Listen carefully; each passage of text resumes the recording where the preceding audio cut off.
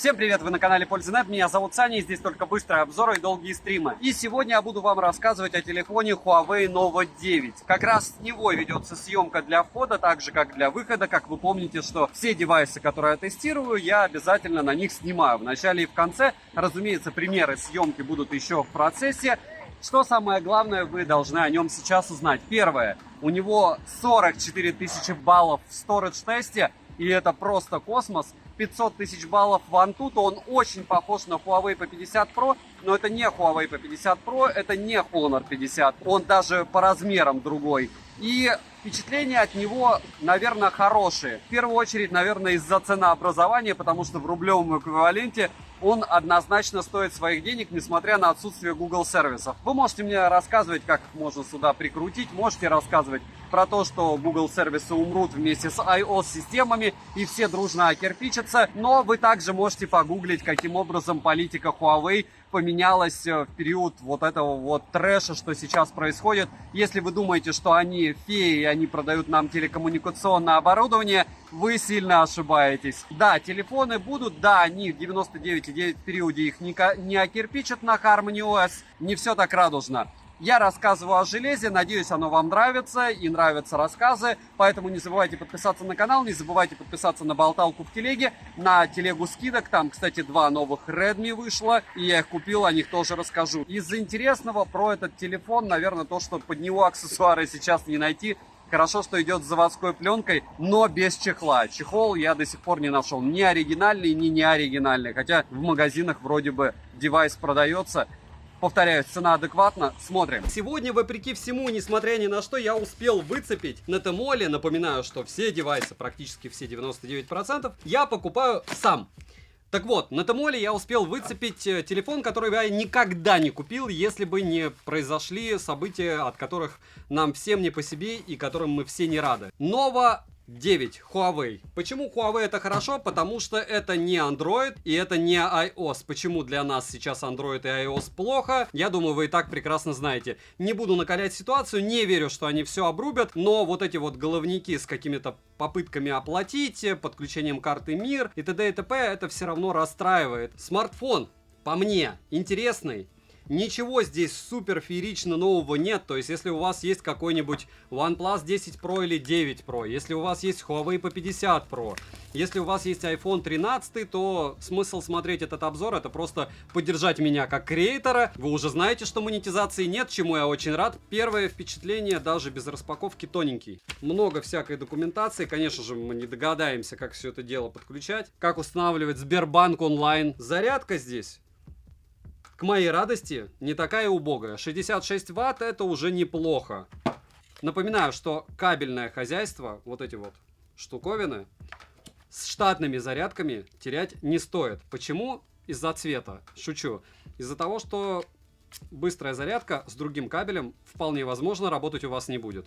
Смотрим. Очень похоже все это дело на Huawei P50 Pro. Вот Huawei P50 Pro, вот Nova 9. Найдите 10 отличий. Защитная пленка есть. Да, к сожалению, экран водопад.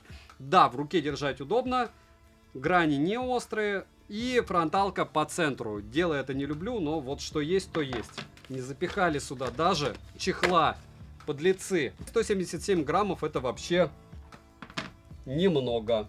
Для примера, Huawei P50 Pro почти 273 мм ширина, 160 мм высота, 10,45 мм, почти 10,6 мм. Нет мини-джека, нет АК-порта. Розыгрыши моря. Читаем описание, какие сейчас актуальны. Постоянные, разумеется, это 5 Mi Band 6 серии. Разыгрываются за лайк, подписку и комментарий к любому видео. Подписывайтесь с колоколом, перейдем же к смартфону. Полетели. На Алиэкспрессе можно приобрести данный девайс в черном, зеленом, фиолетовом и голубом цвете. Дизайн привлекательный, внешне похож на Honor 50 или тот же Huawei P50 или P50 Pro, но это совсем разные смартфоны. Тыльная часть из стекла, у рамок тонкий слой алюминия, а внутри пластик. В руке без чехла держать удобно, и из-за глянцевой поверхности из рук он не выскальзывает, но его лучше носить в чехле, так как пачкается он моментально. Разводы, как отпечатки пальцев, очень бросаются в глаза. На корпусе расположена кнопка питания, качели регулировки громкости, разъем USB Type-C версии 2.0, 2 микрофона, динамик основной и разговорный, звучание здесь эпичный FL, но моно, не лучшее при этом, но для наушников доступны аудиоэффекты Huawei Hisense. Хотя это это все, если честно, как припарка для трупа. Лучше бы стерео сделали. Далее, прорезиненный слот на 2 сим-карты и карту памяти запихать сюда нельзя. Хотя мы могли предоставить такую возможность, как, к примеру, было у Huawei P50 Pro. Инфракрасного порта не завезли, так же, как и нет мини-джека. Все по минималочкам. Официально защиту от влаги не заявляли. Смартфон оснащен OLED-дисплеем на 6,57 дюйма с разрешением 1080 на 2340 пикселей. Экран имеет цветовой охват P3 стандартный, 1,7 миллиарда цветов и HDR10 на борту. Матрица экрана водопад. Я больше предпочитаю плоские экраны, играть удобнее и вообще, в принципе, даже для покупки каких-нибудь чехлов, я говорю, я на этот до сих пор еще не нашел. Плотность пикселей 391 ppi почти идеально. При ярком освещении яркости мне в целом хватает. Экран насыщенный и четкий. Частота обновления экрана максимум 120 Гц. Также на выбор есть стандартный 60 и динамический режим. Тач на 300 Гц работает хорошо, не космос. Я напоминаю вам, есть у Realme смартфоны с 1000 Гц, но идеал по мне сейчас это где-то 400 для игр. Снижение мерцания в наличии. Шим без функции снижения мерцания на 100% яркости 12%, на 50 14, на минимальной 19, на нуле 8. Показатели хорошие, как по мне. Если включить функцию снижения мерцания, то показатели остаются практически неизменны, глаза от экрана не устают, и это главное. Автояркость работает хорошо, быстро адаптируется под смену освещения, под разными углами тон картинки слегка бросает в теплый оттенок. Always on Display в наличии, вдобавок полноценный, и плюс им в карму за это дело. Далее, мультитач на все 10 пальцев отрабатывает хорошо. Разблокировать экран можно при помощи сканера отпечатков пальцев, внедренного в экран, который очень низко разместили, так же как у OnePlus 9 Pro, и распознавание лица. Притом в OnePlus 10 Pro уже сканер не был так низко. Сканер отпечатков пальцев работает хорошо и довольно быстро, а распознавание лица срабатывает медленнее, но стабильно. Лучше однозначно, чем когда рендеры предлагали блогерам, и они рассказывали. То есть там проблемы у них были и с камерой, и с отпечатком пальцев. Здесь никаких проблем нет. Напоминаю, что брал я на Тмоле этот смартфон, в принципе, по довольно адекватному ценнику на тот момент. Зарегистрировать несколько одинаковых отпечатков пальцев нельзя, а биометрические данные можно внести только одного лица. Подбородок внизу экрана есть, но он очень маленьких размеров. Как по мне, лучше бы сделали симметрично с верхней рамкой. Летим дальше. Процессор Qualcomm Snapdragon 778G с техпроцессом 6 нанометров с 8 ядрами. Максимальная тактовая частота которого 2,4 ГГц. Графический процессор Adreno 642L, интерфейс EMUI 12 и Android 11. Оперативная память на 8 ГБ, внутренняя память, по моему мнению, установлена UFS 2.0, но не больше 2.2. Хотя в тестах показывает космос цифры, то есть оптимизация здесь на высоте. Storage тест проходит, как будто здесь UFS 3.1. И на выбор либо 128, либо 256 ГБ. Имеется поддержка высокоскоростного Wi-Fi 6 серии, нет поддержки ненужных нам 5G сетей, и это хорошо. Для 4G 7 и 20 бенды на борту связь ловит отлично, звучание при разговоре также великолепное. Микрофоны справляются хорошо, а вот датчик приближения работает некорректно, сразу вспомнился Xiaomi. Запись разговора в стоке отсутствует, шпионам можно расходиться, либо искать программу отдельно. Вибромоторчик хороший, мне лично понравился, так как вибрация отличается от вибрации на других смартов, но настроить ее, к сожалению, нельзя. Bluetooth версии последней 5.2, почти последней, есть 5.3, но в смартфонах я ее не встречал. NFC поддерживается, можно установить, к примеру, MirPay и привязать карту Mir, чтобы использовать бесконтактную оплату, никаких проблем с этим нет. Из навигации на борту GPS, от GPS, GLONASS, Beidou, Galileo, QZSS и Navic. GPS-тест в городских условиях показывает стандартный для Qualcomm 3 метра. Кстати, его обещают отключить, но останется еще как минимум 6 вариантов, каким образом проверять свое местоположение. Я не знаю, зачем они это делают. Емкость аккумулятора 4300 мАч.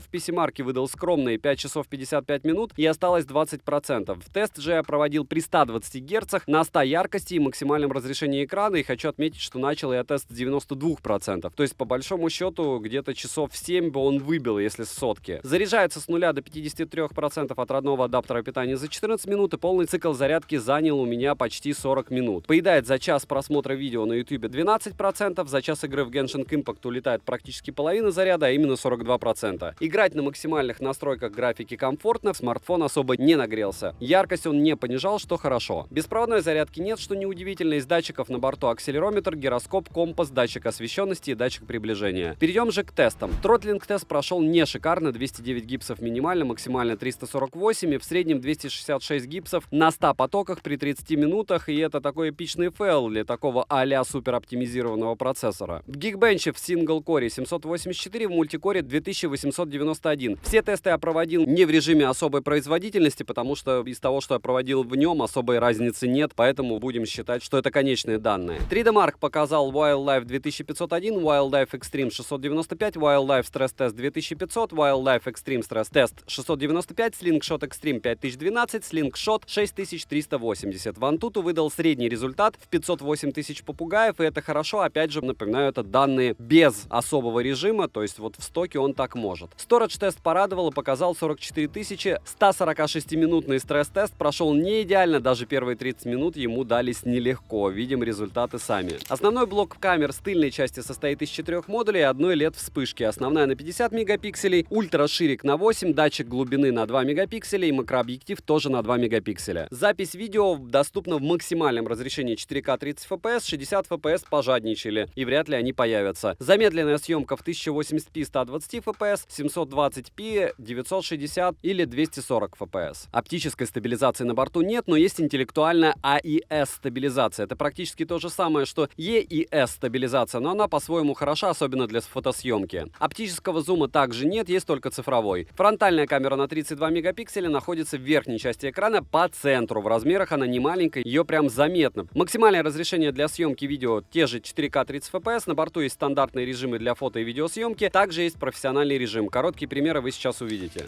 И вот он, Huawei Nova 9. Фронтальная камера. Напоминаю, чтобы никто не думал, вот эти все мобильники, особенно Huawei-овские, не особенно, а, по-моему, кроме Xiaomi, мне вообще никто ничего не писал. Может, Realme пару раз. Хотя я не помню. По-моему, Realme тоже. И к чему это все? К тому, что, несмотря на то, что я говорю иногда что-то хорошее, это значит, я так и думаю. И, как вы видите, фронталка, во-первых, 4К. Это круто, пусть даже 30 FPS. Вывозит она неплохо, определяет автоматически, что освещение слабое, оно делает белый экран.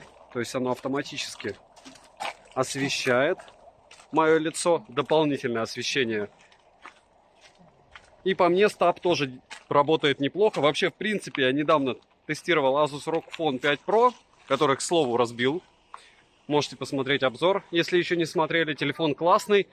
Ремонт обойдется в копейки, но выскользнул в чехле из руки. Это прям удивительно, учитывая, что Huawei Nova 9 не такой же, как Honor 50 и не Honor 9. В общем, мне дали просто 3 чехла, я покупал.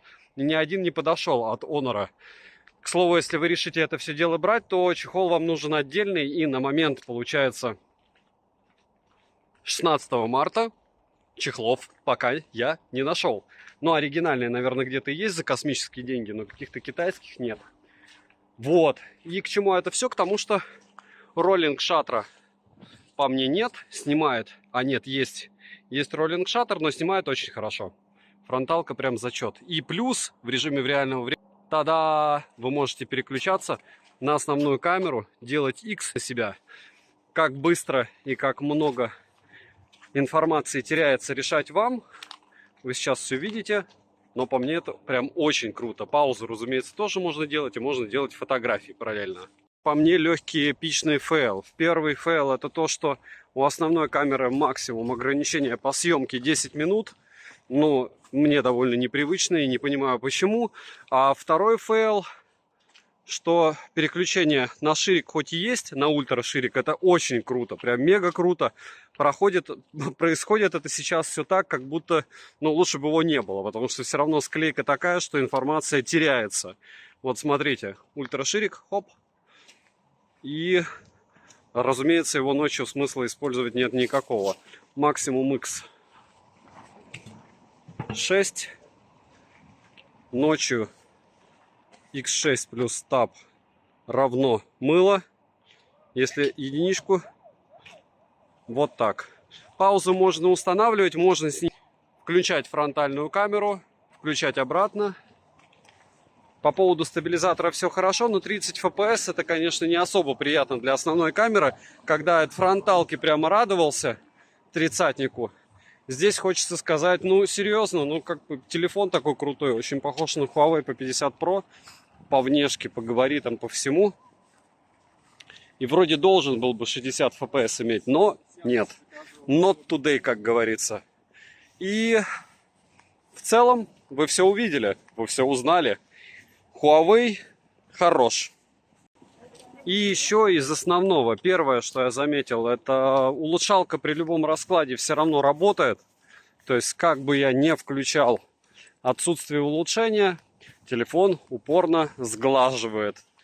Но это Huawei болезнь, я считаю. Так же, как поначалу была болезнь OnePlus. Но у меня был Huawei P20 Pro, P40 Pro, P50 Pro. И все они в каком-то смысле по мне лицо улучшают. Хотя детальности вроде и много. Следующий момент. Это то, что максимум можно делать X10 на фотографии. Мыло мыльное. Не сказал бы, что фото лучшее. Помимо всего, стаб вы видите, но это я снимаю с одной руки. Он неплохой. Что бы еще интересного? Интересного то, что по большому счету есть лайв-фото. Это наподобие яблока. И отсутствует стандартный, допустим, для того же BBK двухоконный режим. Может быть, с новой прошивкой завезут, но по мне вот эта штука очень интересная. Здесь она отсутствует в стоке. В целом, вот это переключение на ультраширик, это, конечно, топ. Но отсутствие каких-то современных фишек заставляет задуматься, а туда ли они идут. Ну, во всяком случае, сложности добавить какие-то пару вещей я не вижу. А они, по сути, видят. Основная камера 4К 30 FPS, день Nova 9 от Huawei. И что я могу сказать? Мне нравится реалистичность цветов, которые они передают. Довольно неплохой микрофон. И я же и говорил, вот эта вот штука с переключением фронталки на основную, она меня прям бодрит и радует. Это очень полезно и интересно. Вы берете, просто переключаетесь и все. Максимум 10 минут. Жаль, что нет 60 FPS. Жаль, что фронталка находится по центру. А в принципе, и еще жаль, еще раз повторяю, что очень мало режимов.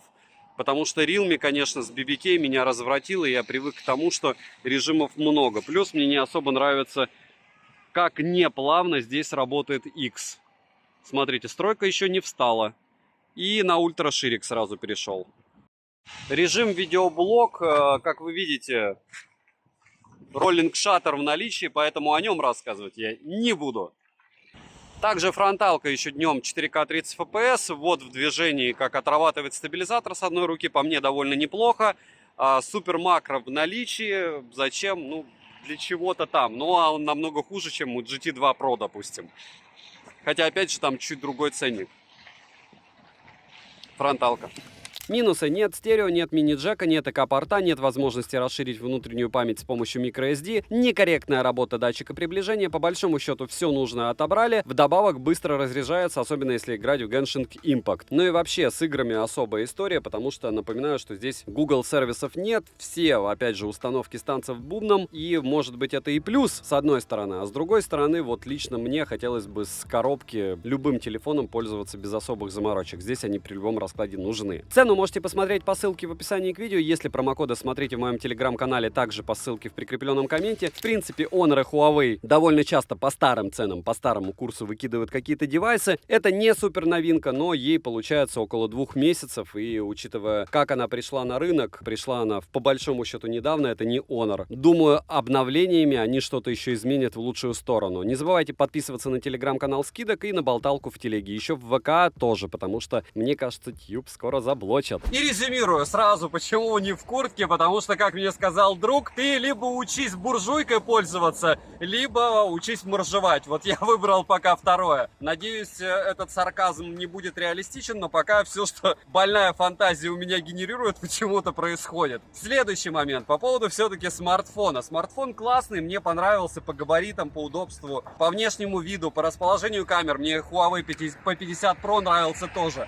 У него все чуть выше среднего, все с тем запасом, который может сказать, что этого смарта вам точно хватит на 2-3 года. Для чего? Для выхода в интернет, который вряд ли останется. Либо для просмотра мультиков, либо для сотовой связи, которая, возможно, тоже крякнется. Ну, на крайняк вы продадите его как портативный видеоплеер, на который можно будет закидывать фильмы с винтов и просматривать. Если не брать во внимание все, что сейчас происходит, разумеется, альтернатив было у этого девайса море. Но до прекрасных моментов из разряда курса. Потому что сейчас Huawei все еще продает многие девайсы по старому курсу. Плюс они еще и завозят. Поэтому однозначно девайс сюда. Подписывайтесь с колоколом, ставьте лайк за труды. Пишем в комментариях, что бы вы еще хотели увидеть на обзоре девайсу. Да, добра и удачи вам, дорогие друзья.